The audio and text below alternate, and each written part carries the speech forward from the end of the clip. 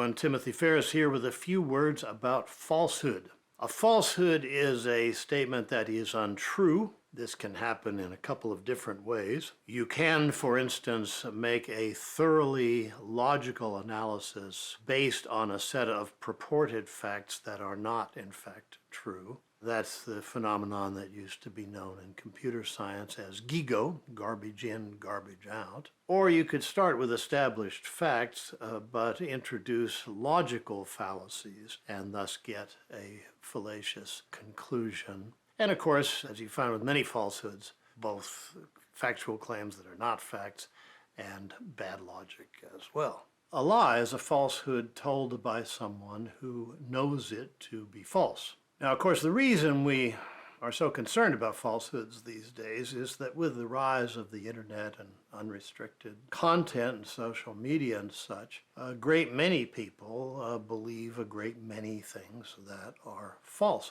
That's not new, but there's a sense that it's much more commonplace, perhaps, than it used to be. And there is a phenomenon that helps to explain that. If, let's say, you have a claim that is false, and you want to put it forth anyway. In other words, you're going to lie because you have a deep concern for some underlying issue, such as the outcome of an upcoming election. There's a great incentive for you to lie, for one person to lie, because if you do it right, the resulting falsehood will be repeated by a great many other people who don't think they're lying. All you have to do is to lie in a way that comports with what they already think to be the case. And because of religious or ideological beliefs contrary to fact, there are millions and millions of people who will accept a lie as long as it fits into the mosaic of beliefs in which they see the world. So professional liars are delighted with the current internet, since you can simply drop one small fish of a lie in, and if you've done it right, you'll get whole schools of fish spreading out across the world, free to you, because other people have repeated opinions that comport with their own opinions without ever referencing the facts. Another motive for repeating information without knowing if it's true or false is, does it flatter the recipient? Is it framed in a way that not only comports with your belief, but makes you feel that you're doing the right thing for the world by repeating this particular piece of misinformation, which, if you squint carefully, keep one eye closed, you can tell yourself is true. To clarify what is meant here, I put together a short list of popular falsehoods, so let's quickly go through this list. First, that the theory of biological evolution, that is Darwin's evolution,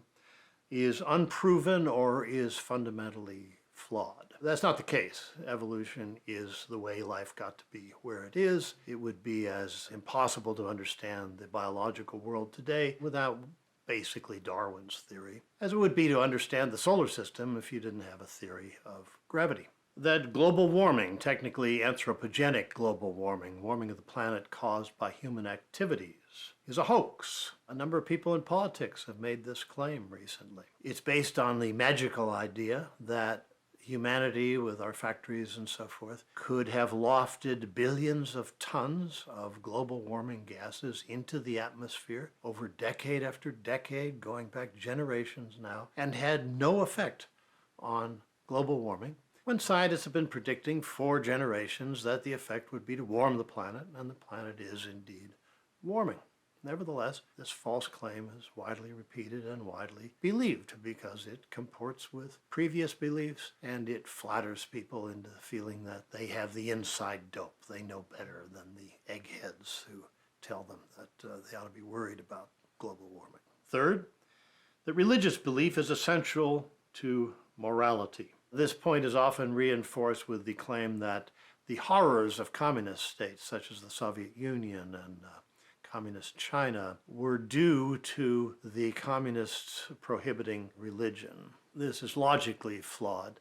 It's a little bit like saying that Adolf Hitler brushed his teeth and some American politician brushes her teeth, so she's just like Hitler. The best studies I've been able to find indicate that non-believers, atheists, agnostics, and such, are, if anything, slightly more ethical in their lives than are religious believers. They're less likely to commit crimes, for instance.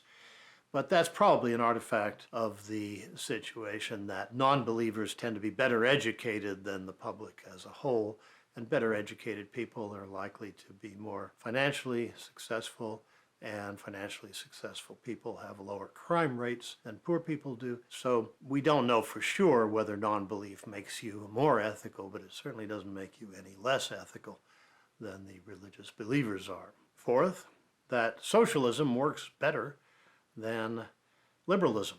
This proposition is usually phrased as socialism is better than capitalism, capitalism being the term that Karl Marx used to refer to liberalism. You can't really attack liberalism itself, classical liberalism, founding philosophy of the liberal democracies, and the most popular political philosophy on earth. If you take the name away, which has been badly damaged both by assaults on the term liberalism from the right and by progressives and Marxists and other far leftists using the term to describe themselves. If you take the word away and ask Americans about classical liberal principles, you find that about 70% of Americans are classically liberal.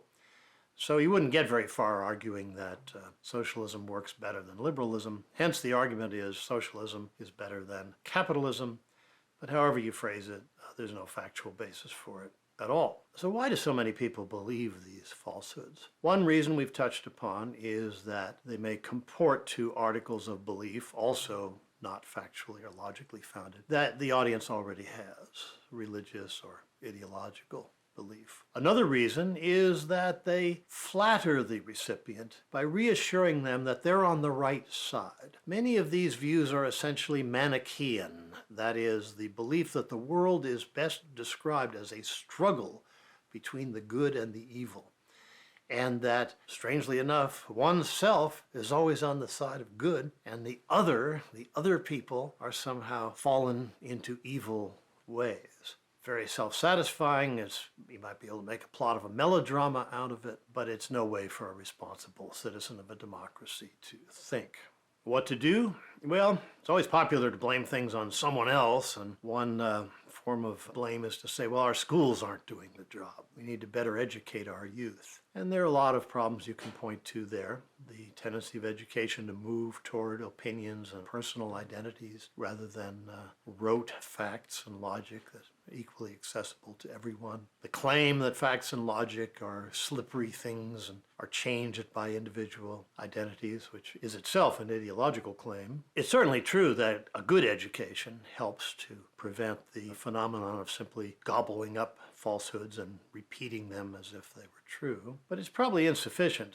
After all, some of the folks lying in public now are very well educated, or at least were educated in very prestigious schools. I think in the end it comes down to personal responsibility. A grown-up should start with facts and then form opinions, if you have to have an opinion, based on a logical analysis of the facts. What a responsible adult should not do is repeat opinions on subjects that he or she knows nothing about and broadcast them to the wider world to sort of show off, oh, I have the right kind of opinions. You scarcely need to have any opinions at all to live a good life and to treat others properly. You need facts and reason. If you do have to form an opinion, if it's really necessary to you, say, oh, I'm the kind of person who believes such and such, then at least be sure that what you're saying you believe so firmly is not false. Thanks for listening. See you next time.